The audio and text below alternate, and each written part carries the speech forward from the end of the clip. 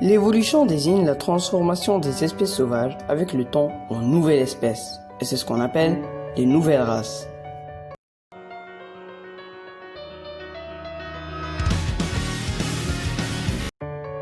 Bonjour à tous, c'est You68. Comme vous l'avez vu dans mon intro, aujourd'hui on va parler des nouvelles races. Mais avant de commencer, n'oubliez pas de vous abonner pour ceux qui n'ont pas encore fait et activer la cloche de notification pour ne rater aucune de mes prochaines vidéos. Donc aujourd'hui on va parler des nouvelles races qui sont des animaux sauvages qui se sont transformés, comme je vous l'ai déjà dit, au fil du temps en nouvelles espèces. Comme par exemple la vache, qui accompagne l'humanité depuis 10 000 ans. En fait, elle a pu survivre jusqu'à notre ère grâce aux multiples croisements qu'elle a subis au cours de son histoire.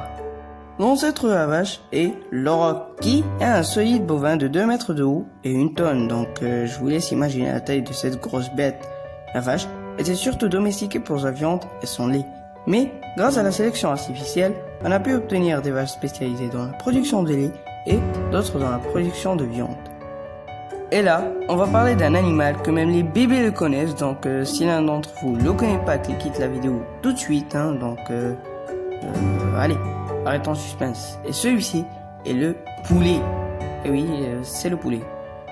Il y a 8 000 à 6 000 ans avant notre ère, a débuté la domestication de la poule en Asie.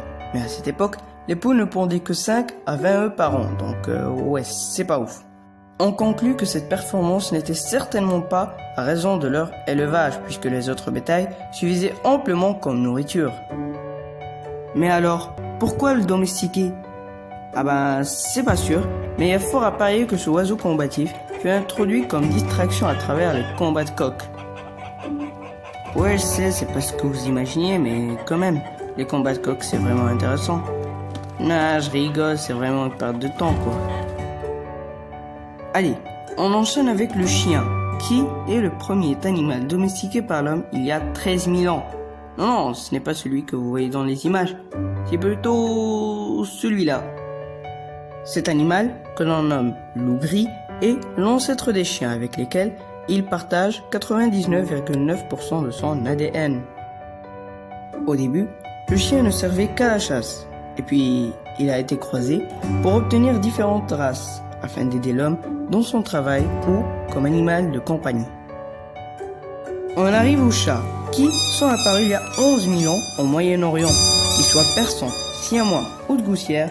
Les 600 millions de chats domestiqués qui meurent aujourd'hui dans les chaumières du monde entier ont tous le même ancêtre, et celui-ci est le chat ganté.